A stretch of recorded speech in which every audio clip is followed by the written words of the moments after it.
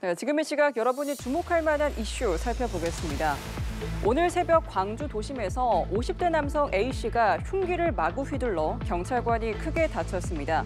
경찰은 달려드는 A씨에게 테이저건을 쐈지만 효과가 없자 제압하는 과정에서 총기를 사용했고 피해자는 실탄을 맞고 숨졌습니다. 경찰도 얼굴 등을 심하게 다쳐 응급수술을 받았습니다. 김경인 기자가 취재했습니다. 순찰차에서 내린 경찰관들이 앞서가던 남성을 멈춰 세웁니다.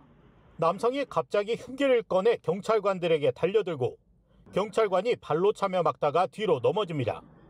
이번에는 경찰관이 총기를 꺼내 겨누며 남성에게 다가갑니다. 그러자 남성이 재차 흉기를 거세게 휘두릅니다. 두 사람이 뒤엉키더니 남성이 갑자기 뒤로 쓰러집니다. 사건이 발생한 건 26일 새벽 3시 10분쯤. 광주 동구 금남로 골목길에서 50대 남성 A씨가 경찰관에게 흉기를 휘둘렀습니다. 남성은 경찰관들이 신원을 확인하려고 하자 들고 있던 종이 가방에서 흉기를 꺼내 갑자기 경찰관에게 달려들었습니다.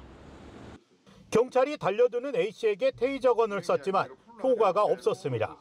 비경감은 결국 A씨와 몸싸움하는 과정에서 총기를 사용했습니다. 새벽에 3시 총소리가 빵빵 세 번 나. 뭔 일이냐면 그거는 나 혼자 산디 나 혼자 저긴데 부사하고. 실탄 3발을 복부 등에 맞은 A씨는 대학병원으로 옮겨졌으나 숨졌습니다. 비경감도 얼굴 등을 심하게 다쳐 응급수술을 받았습니다. 사건 직전 비경감은 동료 순경인 여경과 함께 112 신고를 받고 출동했습니다. 남성이 쫓아온다, 비밀번호를 누르는 걸 지켜본다는 내용이었습니다. 경찰은 A씨의 병원 진료 기록 등 정확한 사건 경위를 조사하고 있습니다. 또 경찰관의 총기 사용이 적절했는지 여부 등도 조사하고 있습니다. 연합뉴스TV 김경인입니다. 10명의 사상자를 낸 경기 안성의 고속도로 공사 현장 붕괴 사고 원인에 대한 조사가 속도를 내고 있습니다.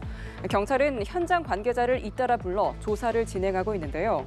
공사에 사용한 공법이 절차에 맞게 이루어졌는지, 안전수칙을 준수했는지 등을 중점적으로 확인했습니다.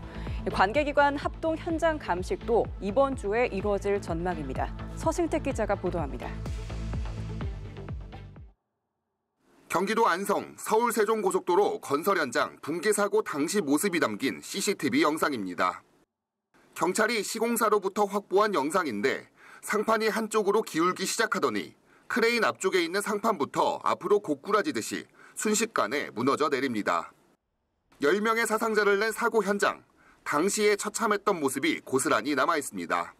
교각에 콘크리트 상판을 설치하는 대형 장비인 런처는 금방이라도 떨어질 듯 위태롭게 매달려 있습니다. 교각 상부는 뒤틀린 채 완전히 무너져 내렸고 하부에는 콘크리트 잔해물이 곳곳에 떨어져 있습니다. 사고는 교각 위에 상판 빔을 설치하기 위해 준비하던 과정에서 발생한 것으로 알려졌습니다. 빔을 설치하는 런처의 작업을 갖다 돕고 있는 과정이었습니다. 경찰과 관계기관의 사고 원인 조사도 속도를 내고 있습니다. 경기 남부경찰청 전담수사팀은 공사 시공사인 현대 엔지니어링과 하도급사의 담당자들을 참고인 신분으로 소환해 조사했습니다. 공사에 사용한 공법이 절차에 맞게 이루어졌는지, 안전수칙을 준수했는지 등을 중점적으로 확인했습니다. 특히 확보한 CCTV를 토대로 붕괴한 걷어가 별다른 고정장치 없이 교각 위에 올려져 있던 것으로 추정하고 자세한 경위를 확인하고 있습니다. 고용노동부는 산업안전보건법과 중대재해처벌법 위반 여부를 조사하고 있고 국토교통부도 사고대책본부를 꾸려 작업과 시공 과정에서 문제가 없었는지 여부를 집중적으로 조사하고 있습니다. 사고 원인 규명을 위한 관계기관의 합동 감식도 이번 주 금요일에 진행될 예정입니다. 연합뉴스TV 서승택입니다. 네, 배달앱 상생협의체에서 내놓은 상생안이 오늘부터 시행됩니다. 매출액에 따라 수수료를 다르게 책정하는 방식인데 하루 매출이 10만 원 수준인 자영업자도 최고 수수료를 내야 해서 논란입니다. 허울뿐인 상생안이 소비자 피해로 이어질 수 있다는 지적도 나옵니다. 박지훈 기자입니다. 광주에서 패스트푸드점을 운영하는 자영업자 A씨. 하루에 배달의 민족 앱으로 주문 대여섯 건이 들어와 매출 10만 원 정도가 나온다고 말합니다. 그런데 A씨는 이번에 시행되는 배달앱 상생한 최고 수수료율 구간에 포함됐습니다. 월 한 9만 원 정도만 판매하는 사장들도 전부 다 상위 35%예요. 그러니까 사실상 상생이 없는 거죠. 앞서 배달의 민족은 배달앱 내 거래액을 기준으로 수수료와 배달비에 차등을 두는 상생안을 내놨습니다. 거래액 하위 20%의 수수료는 2%까지 낮아지지만 상위 35%는 최고 수수료 7.8%를 내야 합니다. 그런데 A씨 사례처럼 생각보다 거래액이 그리 높지 않아도 상위 35%에 포함될 가능성이 있어 실질적으로 혜택을 볼 수 있는 사람이 별로 없는 것 아니냐는 지적이 나옵니다. 배달의 민족 측은 12차례 회의 끝에 마련된 상생안이라며 부족하다고 생각하는 업주들과 적극적으로 소통해 나가겠다고 밝혔습니다. 쿠팡이츠도 오는 4월부터 배달의 민족과 거의 동일한 상생안을 시행하는데 비슷한 논란이 예상됩니다. 허울뿐인 상생안이 소비자 피해로 이어질 수 있다는 지적도 나옵니다. 수수료가 인상되면 그 부담을 줄이기 위해서 배달비를 소비자에게 전가하거나 음식의 양을 줄이고 저렴할 재료를 사용할 수밖에 없습니다. 업주들 반발 속에 상생안이 시행되면서 실효성을 두고 진통은 계속될 전망입니다. 연합뉴스TV 박지훈입니다. 도널드 트럼프 미국 대통령이 철강과 알루미늄에 이어 구리에 대한 관세 부과를 시사했습니다. 구리 수입이 국가 안보에 미치는 영향을 조사하라고 지시한 건데요. 백악관은 저가 중국산을 언급하며 중요한 타깃으로 삼고 있음을 내비쳤습니다. 한미희 기자입니다.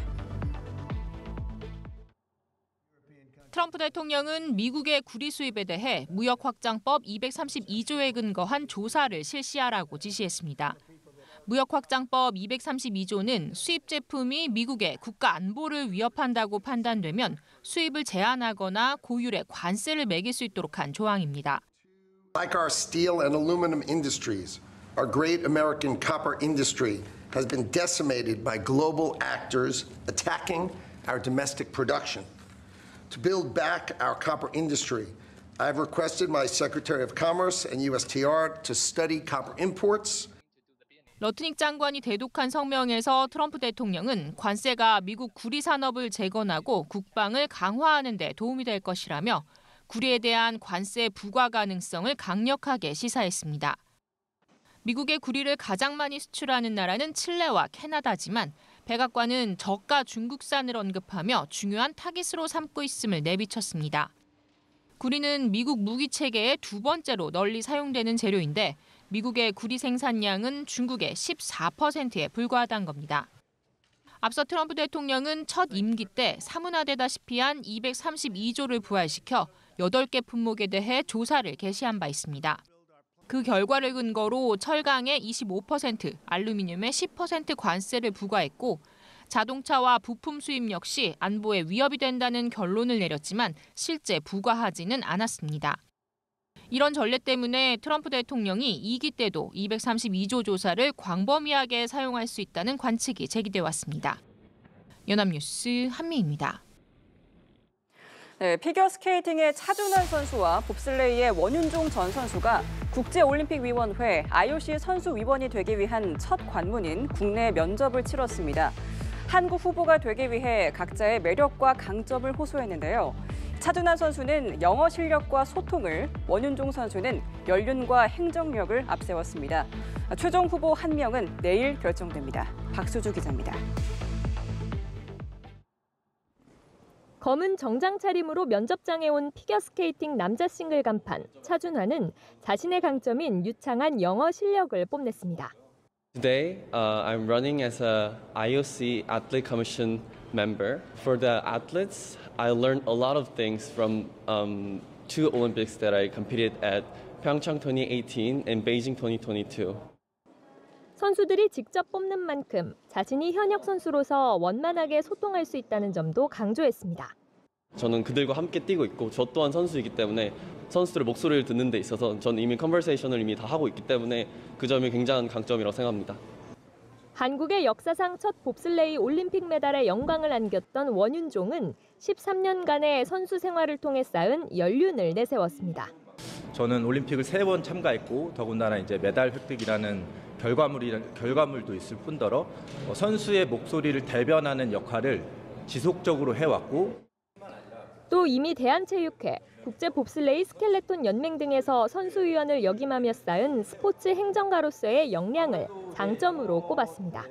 아무래도 선수들은 이런 커리어 트랜지션에 굉장히 고민이 많습니다. 올림픽 은퇴 이후에 나는 무엇을 할 것이냐. 제가 IOC 선수위원이 된다면 적극적으로 좀 더 확장시키고 면접 평가를 마친 대한체육회는 선수위원회 의결을 거쳐 최종 후보 1명을 결정하게 됩니다. 한국을 대표하는 최종 후보가 되면 내년 밀라노 동계올림픽 기간 중 실시되는 IOC 선수위원 선거에 출마해 세계 올림피언들과 경쟁을 벌이게 됩니다. 지난해 파리올림픽 때는 골프 여제 박인비가 나섰지만 낙선했습니다. 연합뉴스 TV 박수주입니다.